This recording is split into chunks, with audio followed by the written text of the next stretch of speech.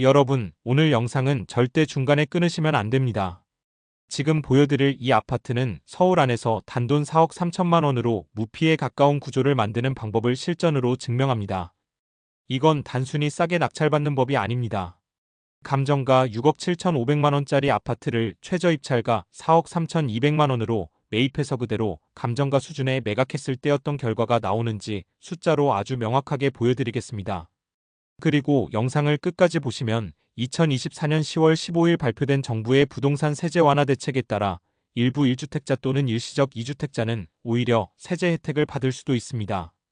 이런 부분까지 완전히 알려드리고 개개인 맞춤 설계해 두었습니다. 특히 이 물건은 하계우방 아파트라고 해서 서울 노원구 하계동 지하철 7호선 하계역 도보 12분 거리 생활 인프라 완비된 지역에 있습니다. 그뿐 아닙니다.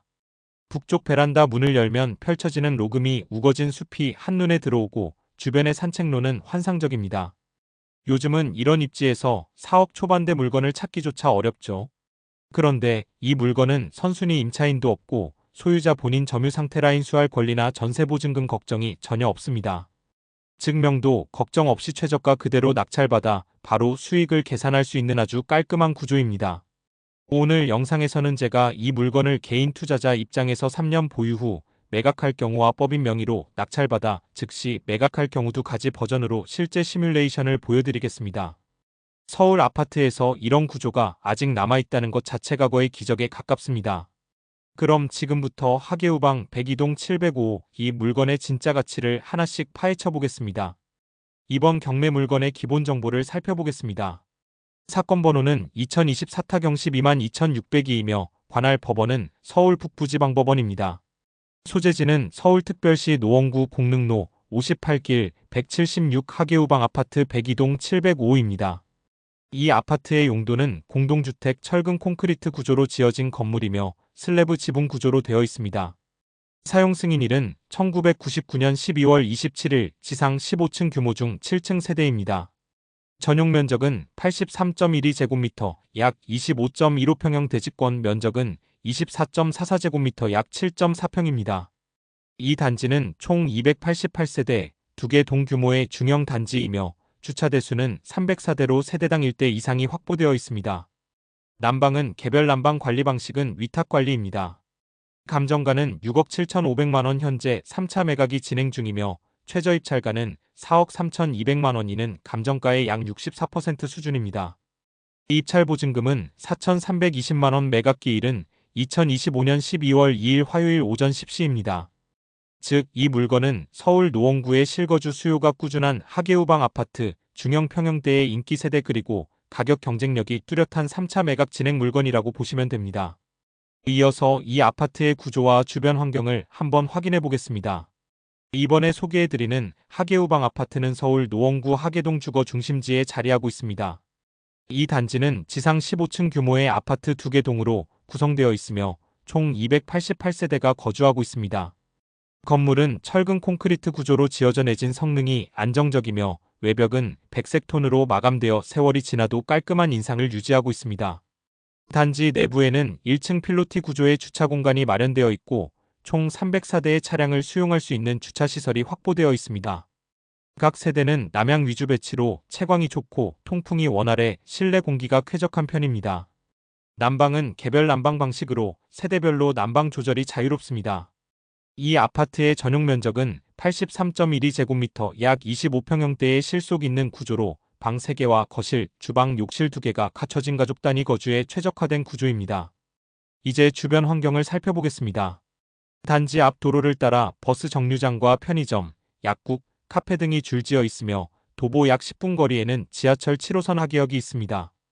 대중교통 접근성이 좋아 출퇴근이 매우 편리한 지역입니다. 또한 차량으로는 동부간선도로와 화랑로 진입이 쉽고 강북과 성북, 중랑구는 물론 강남 방면으로도 30분 내 진입이 가능합니다. 교육 여건도 우수합니다. 인근에는 하계초등학교, 대진중학교, 대진고등학교가 자리하고 있으며 공릉동 학원가와 인접해 있어 학부모 수요가 꾸준합니다. 생활 인프라 역시 잘 갖춰져 있습니다. 도보권 내에 이마트 하계점 하나로마트, 공원, 병원, 은행 등이 밀집해 있고 조용하면서도 생활 편의 시설이 풍부한 지역입니다. 무엇보다 이 단지는 오래된 구축 아파트임에도 불구하고 단지 정비 상태가 양호하고 관리가 잘 되어 있어거주 만족도가 높습니다. 특히 주변의 하계역세권 개발 및 공릉동 일대 주거환경 개선 사업이 추진 중이라 향후 가치 상승 여력도 충분하다고 할 수 있습니다. 뿐만 아니라 불어산 더불어 숲이 발 아래에 있어 멋진 산책로와 충숲공원, 불암산 스포츠타운을 즐길 수 있는 더 이상 말이 필요 없는 위치에 있습니다. 또 하나 주목해야 할 부분은 개발 호재입니다. 노원구 일대에서는 하계역세권 복합개발사업 과창동 차량기지, 이전 및 창동상계 신경제 중심지 조성 사업이 동시에 진행 중입니다. 이 개발이 본격화되면 하계 공릉 일대의 주거가치와 상권 수준이 크게 상승할 것으로 예상됩니다. 개발되는 위치에 대해서 영상에 올려놓았으니 참고해보시면 좋을 듯합니다. 결국 이번 하계우방 아파트는 서울 도심권에서 여전히 가격 접근성이 가능한 중형 평형대 단지이면서도 향후 교통생활개발 3박자를 모두 갖춘 잠재가치 높은 입지로 볼 수 있습니다. 이번 물건의 권리관계를 하나씩 살펴보겠습니다. 먼저 말소기준 권리는 2023년 1월 9일 설정된 한국주택금융공사의 근저당권입니다.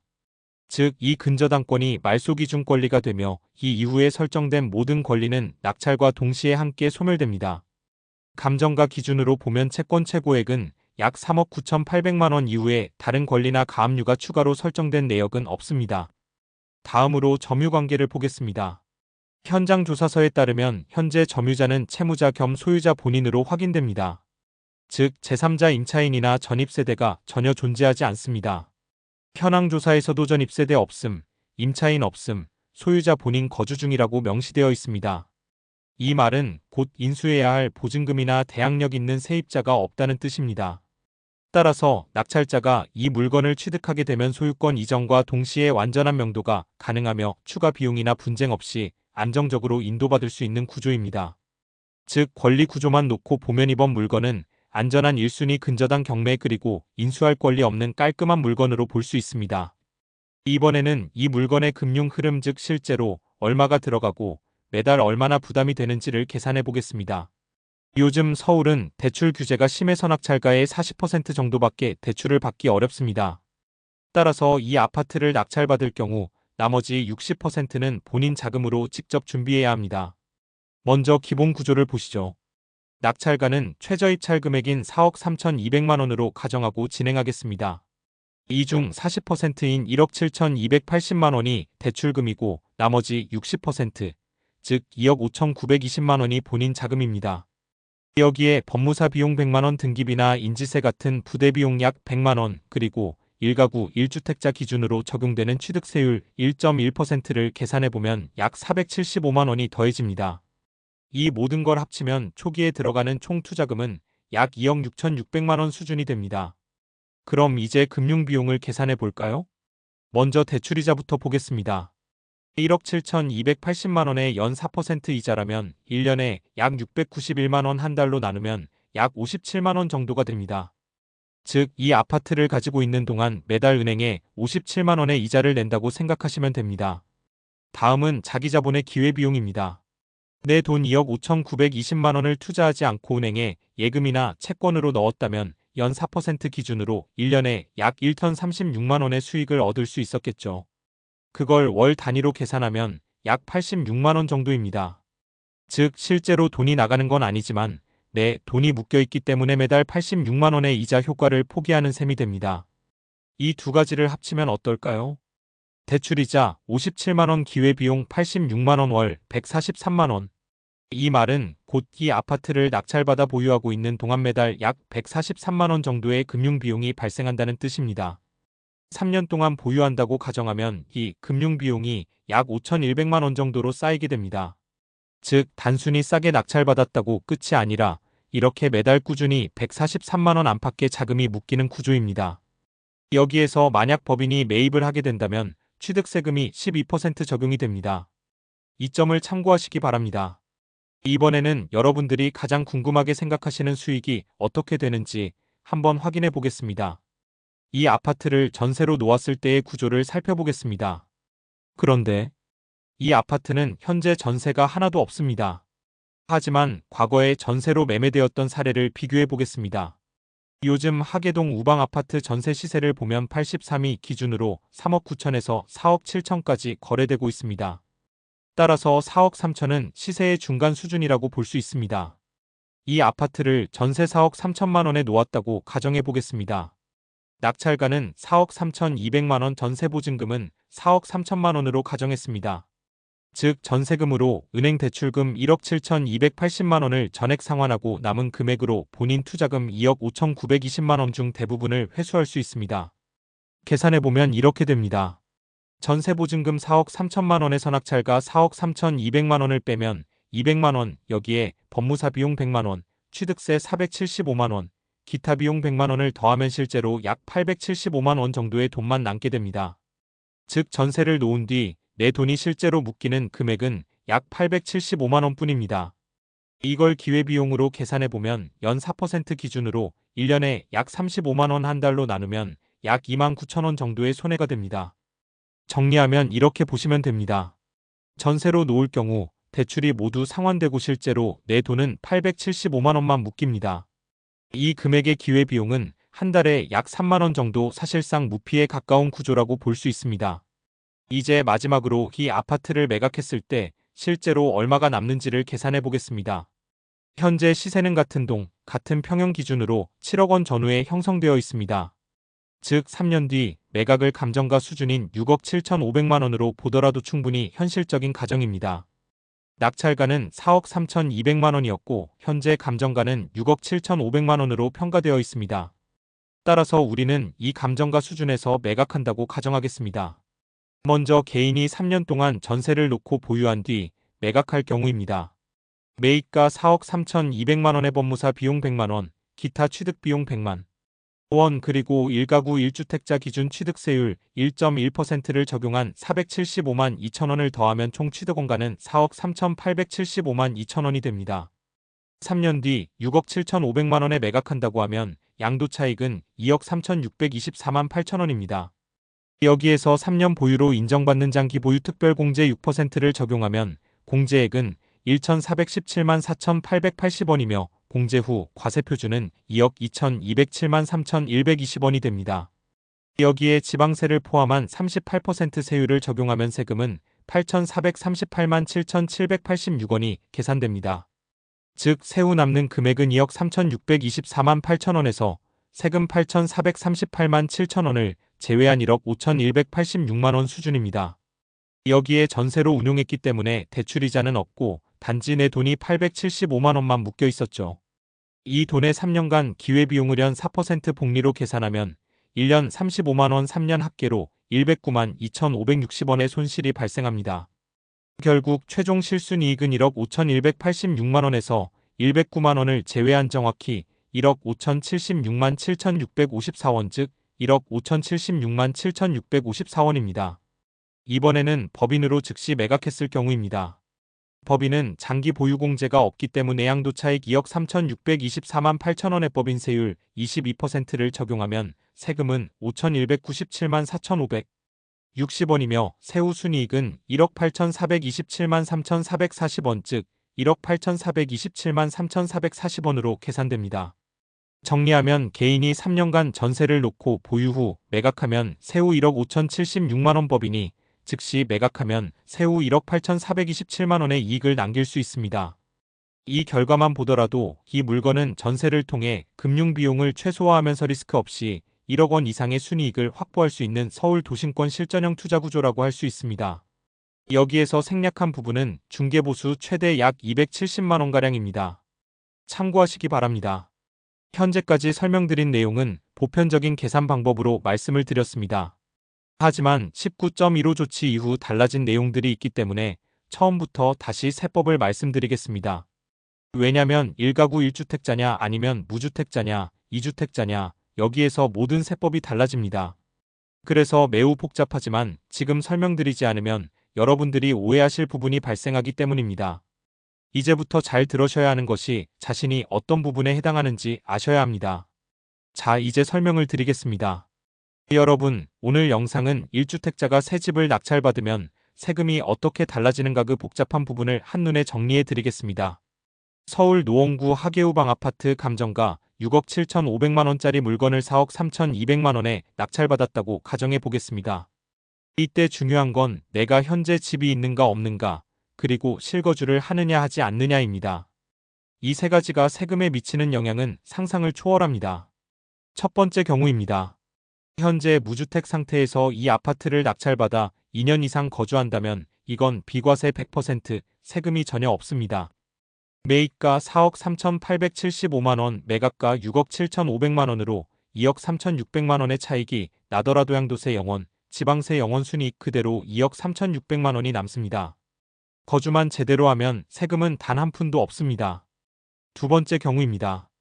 1주택을 가진 상태에서 하계우방 아파트를 추가로 낙찰받는다면 그 순간부터 1가구 2주택자, 즉 다주택자로 분류됩니다. 이때는 취득세가 8%로 올라갑니다. 4억 3,200만 원 기준으로 약 3,400만 원의 세금을 바로 내야 합니다. 그리고 만약 새로 산 집을 거주하지 않고 3년 뒤 매각한다면 양도세 중과세율 58%가 적용됩니다. 결과적으로 세금만 약 1억 3,700만 원이 빠져나가고 손에 남는 건 고작 9,900만 원 수준이 됩니다. 세 번째 경우입니다. 하지만 이건 반전입니다. 기존 주택은 전세를 주고 새로 산 아파트로 직접 이사와서 2년 이상 거주하고 그 안에 기존 주택을 2년 이내에 매도하면 이건 세법상 일시적 2주택 비과세로 인정됩니다. 즉 조정지역이라도 새 집을 2년 이상 거주하고 기존 주택을 2년 내 팔면 다시 비과세 100%, 세금 0원으로 돌아갑니다. 이게 바로 실거주를 통한 절세 전략입니다. 이 부분에 대해서 알기 쉽게 표로 만들어 영상에 올렸습니다. 여러분들께서 참고해 주시면 좋겠습니다. 결국 핵심은 실거주 2년입니다. 같은 아파트, 같은 낙찰가라도 거주를 하느냐 하지 않느냐에 따라 세금 차이는 1억 4천만 원 이상 벌어집니다. 마지막으로 정리하겠습니다. 내가 직접 들어가서 2년 이상 살면 세금 0원, 안 살면 세금 폭탄. 이 한 줄만 기억하시면 됩니다. 나머지는 제가 계산해 드리겠습니다. 하계우방 아파트 같은 서울 도심권 물건 무피 구조로 낙찰받는 것도 중요하지만 거주 전략을 어떻게 세우느냐에 따라 결과는 천국과 지옥으로 갈립니다. 하지만 법인은 거주라는 개념이 없기 때문에 세법이 완전히 이와는 다릅니다. 법인이 주택을 낙찰받고 매각했을 때 세금은 어떻게 되는가의 주제를 아주 쉽게 설명드리겠습니다. 먼저 결론부터 말씀드리겠습니다. 법인은 사람이 아니기 때문에 주택에 들어가서 살 수 없습니다. 즉 실거주 개념 자체가 없기 때문에 비과세는 불가능합니다. 그래서 법인은 주택을 매각하면 언제나 세금이 발생합니다. 그럼 세금 구조를 구체적으로 살펴보겠습니다. 법인은 개인과 달리 양도소득세가 아니라 법인세를 냅니다. 즉 주택을 팔아서 생긴 이익이 법인의 영업이익으로 잡혀서 법인세 과세 대상이 되는 것입니다. 이때 법인세율은 이렇게 나뉩니다. 과세표준이 2억 원 이하일 때는 10%, 2억에서 200억 원 사이는 20%, 여기에 지방세가 붙어서 실제로는 약 22% 수준의 세금이 부과됩니다. 이제 예시를 들어보겠습니다.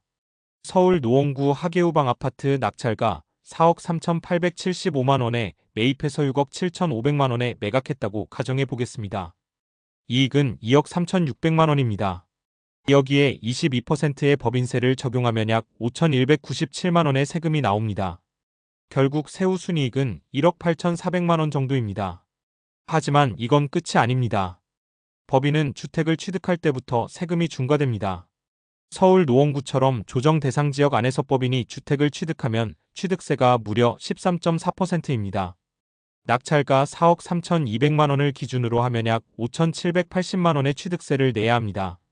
개인이 475만 원을 냈던 것과 비교하면 거의 12배 차이입니다. 즉 법인은 주택을 살 때부터 세금이 많고 팔 때도 비과세가 없으며 장기 보유공제도 전혀 없습니다. 보유기간이 길어져도 세율이 낮아지지 않기 때문에 즉시 매각하든 2년 뒤에 매각하든 세금은 거의 동일합니다. 오히려 오래 들고 있으면 종합부동산세 6%가 매년 붙고 법인에서 돈을 인출할 때는 배당소득세 15.4%가 추가로 발생합니다. 결국 법인은 단기 매각으로 시세 차익을 노리는 구조이지 절세나 실거주용으로는 전혀 적합하지 않습니다. 여러분들께서 알아보기 쉽게 표로 만들어 영상에 올려두었으니 참고해 주시면 감사하겠습니다. 결론 한 줄로 정리하면 법인은 주택을 매각할 때 항상 법인세 약 22%를 내야 하며 장기 보유공제나 비과세 혜택이 전혀 없습니다. 즉, 법인은 살면서 버는 구조가 아니라 사서 바로 파는 구조입니다. 이게 바로 법인이 주택을 낙찰받을 때 반드시 세심히 고려해야 할 세금의 실체입니다. 결론적으로 말씀드리면 이 물건을 무주택자가 낙찰을 받거나 1주택자가 2년 내에 본래의 주택을 매각하게 되면 2년 후 이 물건을 매각할 시에는 비과세로 세금은 영업 매각 차익은 2억 3,625만 원으로 그대로 손에 남습니다. 법인은 오늘 낙찰받고 내일 매각을 한다고 해도 세금은 동일합니다. 따라서 매각 차익 2억 3,625만 원의 법인세 약 22%를 적용합니다. 세금은 5,197만 원, 결국 세후순이익은 1억 8,428만 원 정도입니다. 여기에 차이는 이것만이 아닙니다. 법인은 취득세가 13.4%, 개인은 1.1%입니다. 즉, 법인은 매입 시점에서만 약 5,300만 원을 더 내야 합니다. 이 모든 걸 종합해보면 개인은 2년 거주 후 팔았을 때 세금 0원, 순이익 2억 3,600만 원, 법인은 즉시 매각했을 때 세후 순이익 1억 8,400만 원, 거기에 취득세 부담까지 고려하면 실제 차이는 약 1억 원 이상 벌어집니다. 즉, 같은 물건이라도 누가 사느냐, 어떻게 사느냐에 따라 결과는 완전히 달라집니다. 오늘 영상 어떻게 보셨습니까? 결국 세금 구조를 알고 접근하느냐, 모르고 접근하느냐, 그게 부의 격차를 만드는 핵심 포인트입니다. 앞으로 경매나 부동산 투자를 하실 때 이건 법인으로 할까? 개인으로 할까? 꼭 한 번 더 생각해 보시기 바랍니다. 오늘 영상이 도움이 되셨다면 좋아요 한번 눌러주시고 실전 분석 영상을 놓치지 않으시려면 구독과 알림 설정도 꼭 부탁드립니다. 저는 다음 영상에서 또 다른 실전 사례로 숫자로 딱 떨어지는 결과를 보여드리겠습니다. 여러분, 실전은 숫자입니다. 이상 실전경매연구소였습니다. 감사합니다.